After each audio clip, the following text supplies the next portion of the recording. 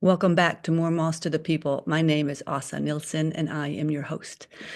Today, I have one of the most beautiful human beings that I know. I consider her a friend, and luckily, I've gotten the pleasure of working with her in her own home in Texas. And this is my friend, Sharon Jackson. Welcome, Sharon, to the More Moss to the People podcast. Thank you. I'm pleased to be here. Oh, I know you don't really want to be here, but I appreciate it because the the interesting thing was you're like, I'm not really sure I have really anything to talk about, and that's the best kind of person to have on Well, because I good. can promise you I wouldn't have you on here if I did not think that you were something pretty amazing. So you are in Weimar, Texas. I am Yeah, yeah. Sitting at in my your ranch. meditation room. Yes, your ranch, which I love. Because interestingly enough, well, you'll come to find out more, but Sharon is a Buddhist who believes in saving the lives of animals that are potentially going down death's row. And your ranch that you're living on right now is is a haven for nine beautiful animals, cows that have been saved by you. And I love that. I love that. But we'll get to all of this. So just let us know. I mean, how you doing today? How you feeling? What's the weather like? I hear, is it snowing there? No, that was a few days ago. It's actually sunny, but it's cold. It's very cold for us. Mm. It's probably now it's probably about 30.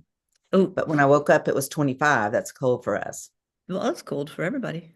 That's cold, even here in Columbus, Ohio, where I'm sitting. So let's talk about this beautiful ranch. You're a city girl. You were born a city girl? Yes, yes. I'm a city girl from Houston. Mm-hmm. And the last 40 some odd years, I did live in the city, but I actually grew up on the edge of the city. And it was actually rather rural. So, like, neighbors had cattle and horses, and we had a garden and we had donkeys. And so I did grow up in somewhat of a rural setting. Uh-huh. So, when we came here, um, it surprised me that it felt like I could feel my roots. I felt at home. I felt because, when my husband decided that this would be a great spot for our retirement home, I had real doubts, questions as to that being something I was interested in to be, because we're pretty much really out in the country, as you know. Yeah. Um, so yeah, I think my roots, my somewhat rural roots, play into my love and appreciation for this place. But it's also very special. Everybody that visits loves it. So there's You, that. well, why, I have to ask, why were you questioning it? What was a question for you to be moving out there? Well, I was actually happy where we live. Yeah. Um, we lived pretty much in the center of the city Of and close to Houston. our work, close to friends, family. I'm quite a social person. So there was lots of things to do and music and whatever, restaurants.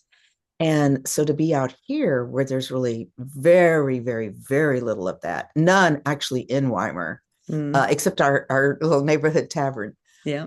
which I'll be visiting this evening. And there will probably be 10 or 15 of the locals there that we've, befriended and enjoy.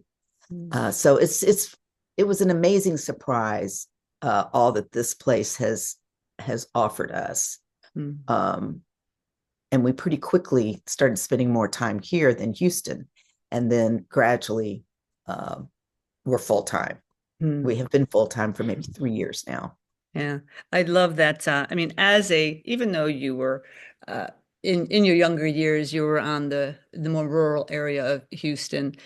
Coming then, I mean, as a city girl, being in Houston and running a business, a big business with your husband, and now slowly but surely you have transitioned out of the business and handing it over to the next generation, I guess, so to speak.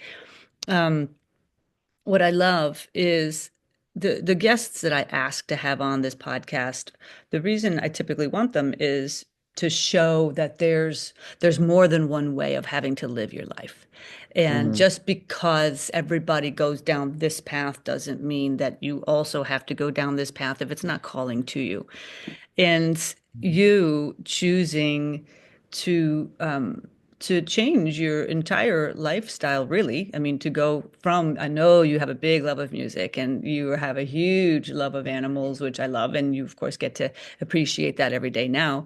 Um, but the choices that you have made are quite different than the choices you made before. And meaning that, when you're running the corporation, you're doing this, you're traveling, you're getting business and doing all this stuff. And then at what point did you, I guess, start practicing more of the Buddhist faith? When Mhm. did that come into your life and into your existence? Actually, a long time ago, Yeah. about 35 years ago, actually. Wow. Um,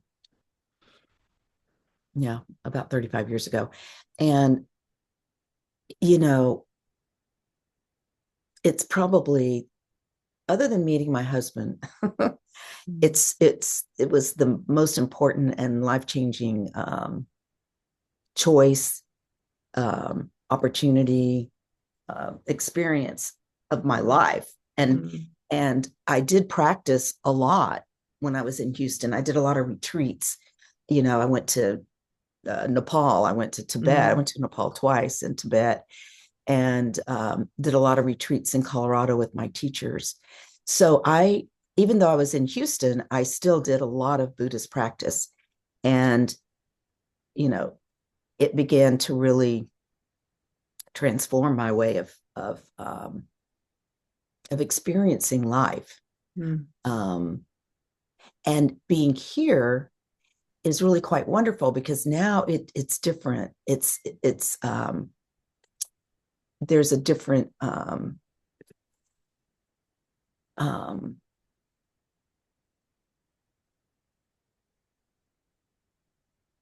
my practice has taken on a different flavor.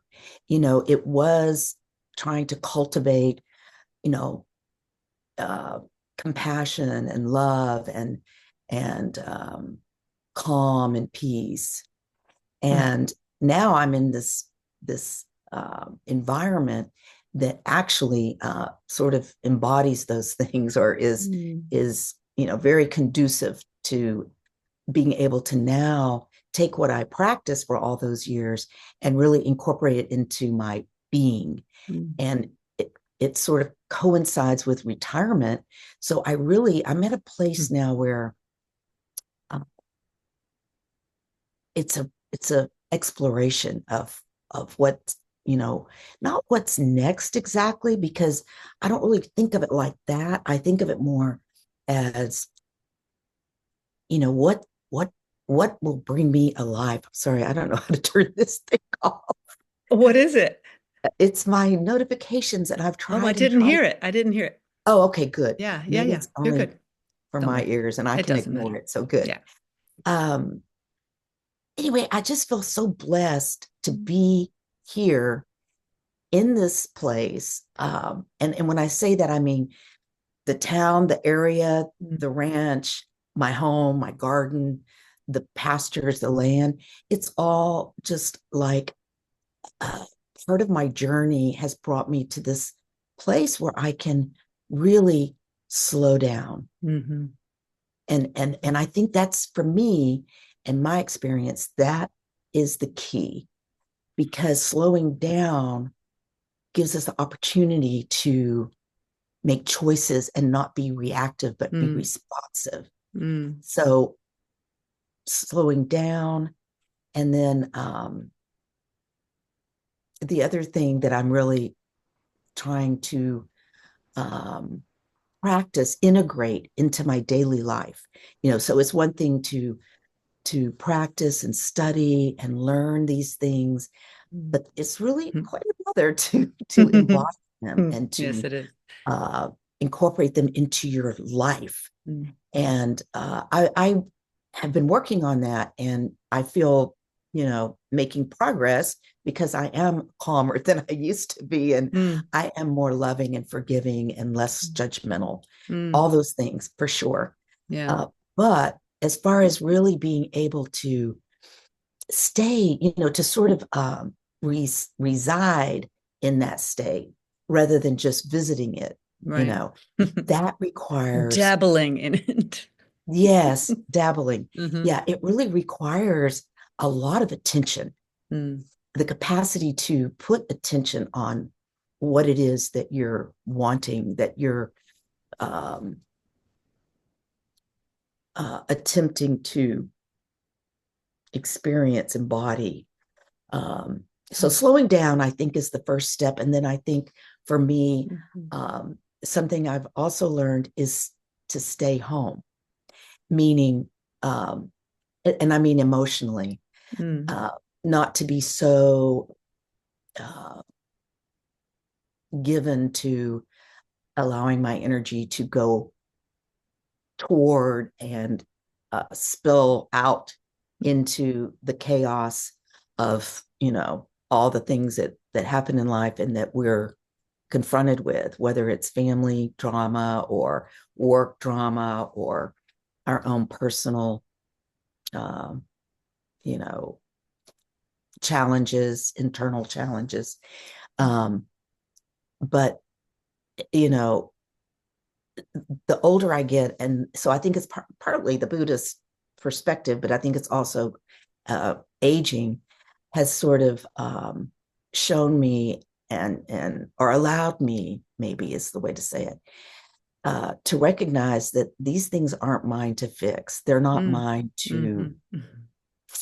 feel responsible for. They're not. Um, they're not mine to do. Yeah. As far as taking care of everybody's issues and problems and within the family, I'm sort of the matriarch, Yeah. which is kind of funny because I have no children and I never intended to be a matriarch of Yeah. any sort. Yeah. But my parents are gone and my Mm. all the elders in the family, and so for my siblings, my nieces, my nephews, I'm absolutely thought to be the matriarch or Yeah. treated as the matriarch. And some of that's fine, but it tends to be a lot. And if I allow Yeah. my energy to flow in that direction, then I'm drained and Right. overwhelmed. Yeah. Well, it's so good. I love what you said about staying home because that could be taken in so many different ways, right? I mean, the feeling of that and staying in your own lane or, having boundaries or not being codependent, not being in whatever you want to call it. I mean, All the whatever. above. Yeah, all of the and, right? It's not or, it's and it's so beautiful because when we have these feelings of responsibility to have a practice that can ground us back to, okay, why am I here? What am I doing here? What can I do today? And for anyone that is lucky enough to ever be in your presence, what you say is who you are.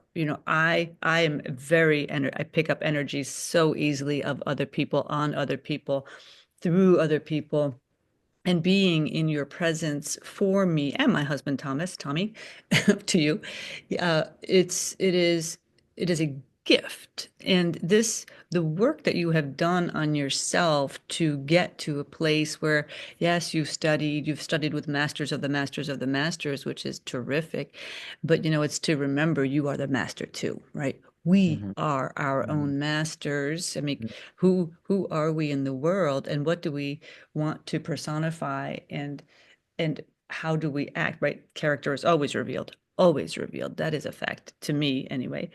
And in you, your actions actually follow your words. And that's not very often because there's few people that actually stop me in my tracks where you exude the joy. I mean, you to me are a Mm-hmm. life liver, like a true present in the moment. When you have friends over to your home for a party, you are right there. You are enjoying time. You have the dogs with you, and everybody's running around and laughing and eating and cooking and helping. And It's so you're so gracious, and that is a gift to me as another human being that is has been in your presence. And you mentioned your beautiful husband.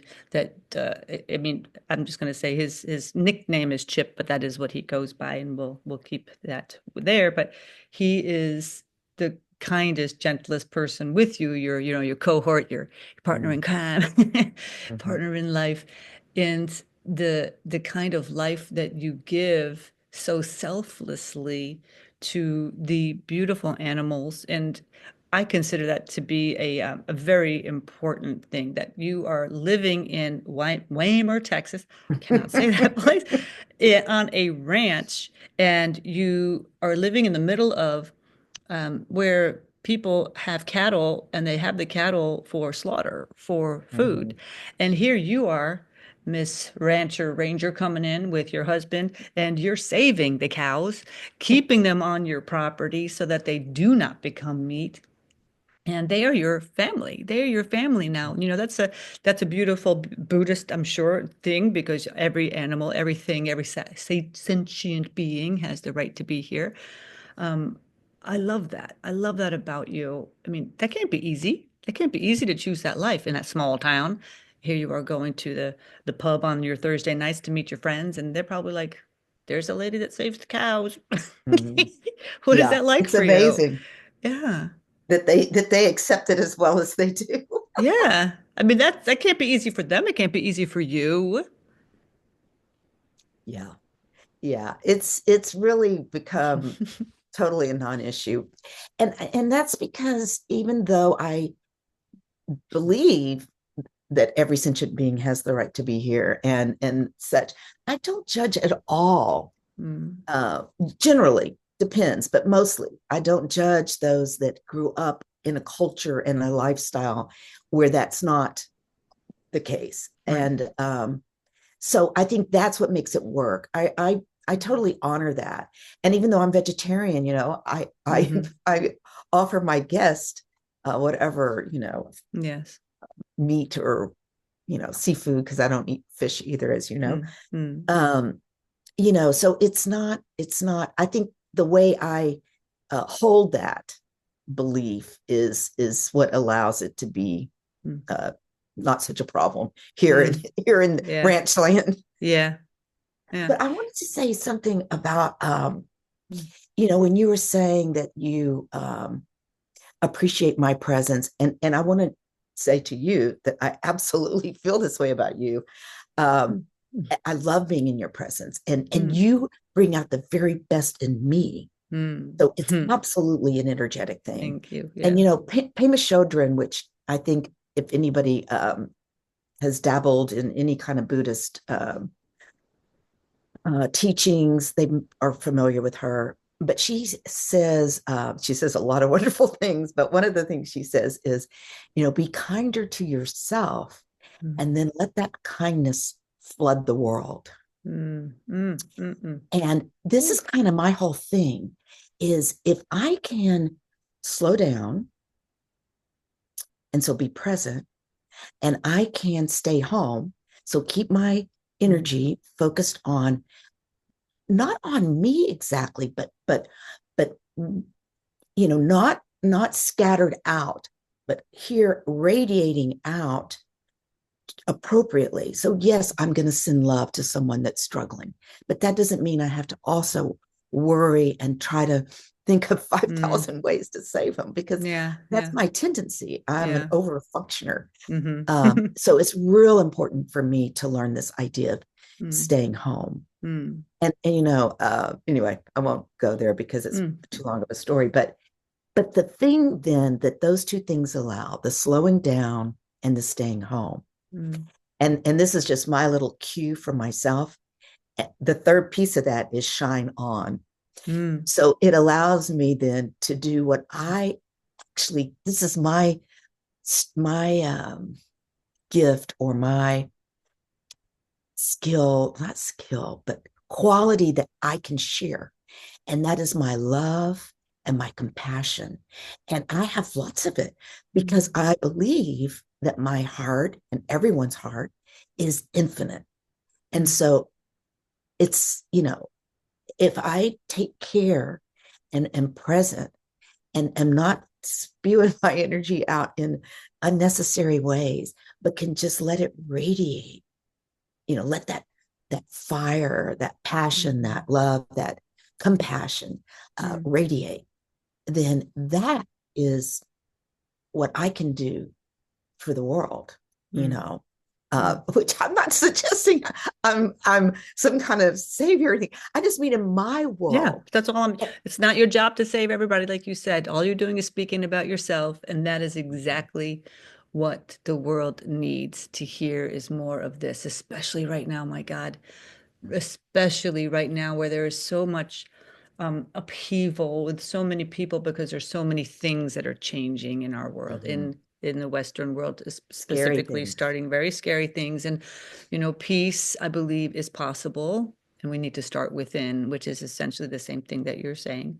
Mm-hmm. And I want to read the dot dot dot from your Facebook post that I loved. And the trees say, and you too have come into the world to do this, to go easy, to be filled with light, and to shine, by Mary Oliver. That is true. It's when we come Mm-hmm. back to the grounding of us and what is ours to do. Ours to do is to do the best that we can. And how can we do the best that we can? By focusing within. How can we focus within? We can look for peace. How can we look for peace? We can be the peace. And then this energetic exchange of what happens and exudes from us when we're starting from that place, it is magnetic.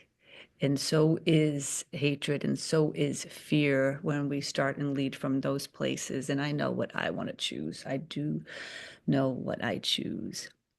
And so having beautiful, heart-centered, love-centered, peace-centered, and peace-filled people around me, surrounding me in my life, exactly why I wanted you to be on this podcast, because we need to share the message that it is absolutely okay to be who you are. Do you feel good? Do you feel good? Because the body never lies, right? We Mm-hmm. lie to ourselves all the time. My God, we lie all the time, but our bodies don't lie. Mm-hmm. And that is the non-judgmental as much as we can, right? I mean, Mm-hmm. that is always work in progress, I think. Yeah. Um, but I think that it's important that we have the do the best that we can. And I want to ask for, your tips, anything, any thoughts, any feelings that you have in ways. I mean, because we don't have any idea what other people need, but we do know that you look at life from your perspective. And this is what I mean by I'm going to pull it up. I'm just going to show it real quick here. I pull a tarot card before I do every podcast episode. And I have the Hanged Man here from the Rider-Waite Tarot deck. And you can see it if you're looking at the video on YouTube, but if you're just listening, it's a person hanging upside down from a tree with one leg. And the card represents, how can we look at the world from a different perspective? How can we see what we need to see? How can we feel what we need to feel right now? And that comes from other people's perspectives and listening. We have to listen, and we're all welcome at the table. No one is excluded, even as much as we could be afraid or whatever is happening right now. It's time that we listen. It's time that we Mm-hmm. feel. Um, what are your thoughts on that? Well, for me, and I think it's different for each person. Yes, there are some universal truths and universal um, solutions and such, but I think it's up to each of us to figure out what we can do to do the things that you just described to, foster peace and to have different, an open perspective and be all the things that we wish to see in the world. And I do think it starts with us personally. And I do think that for me at least, working with our patterns and working with Mm, our um, inherent uh, judging our own shadows. biases, Mm, prejudices. mm, And I think, at least for me, the way that has helped and brought me along in that way is working with my own patterns and my Buddhist mm. practice really that's what it's all about. It's what It it's is. all about, is Huh. is getting to the natural state, the authentic state, the state that's not overlaid with things we've learned and been told, Mm, mm, and but what's innate, intuition, mm, wisdom. mm, So allowing the patterns to be transformed and into their natural wisdom state. So, mm, like, there's an elements practice that I do that each element and each chakra, each season, each color, it all uh, is a way to look mm, at these different patterns and and then to experience the wisdom beneath them and mm, to transform. So, like, anger turns to love and mm, desire turns to compassion, these kinds of things, and equanimity. So I think you're really talking perhaps about equanimity in a certain way, at least. And that comes out of spaciousness, because spaciousness allows us to let go of those holdings and have be able to welcome and understand and listen and appreciate and be curious about all the different perspectives and all the different um, struggles and and to understand them and to offer our wish that it be different and that it be mm, healed and that it be uh, overcome. So mm, I think that's all powerful. It's not like, you know, you need to necessarily go and, you know, uh, physically um, um, you know, go petition, you mm, know, um, legislators. I'm not saying that that's not an important thing to do. Action mm. is important and that Yes. kind of activity. But I do believe it all starts with us, with Yes. you, your own stuff, your own, seeing it and understanding it and allowing your own. It's really about kindness, you Mm, know. If we all could get in touch with our innate kindness, mm, and just treat each other with kindness, it's life changing, it's world changing mm, to just be kind, choose kindness, just be kind. And um, that looks so different to every person too. And it's the be kind to myself first. yes, I love that. yes, I love that. I back love to that. Pema Chödrön's thing. Yes, Yes, be yes. kinder to yourself, Mm, and then let that kindness flood the world. yeah, yeah. There's the foundation, my friend. I can't believe Mm-hmm. the time is already over. Look how fast that went, right? I told you it's not hard. It's a beautiful conversation between two friends. Thank you.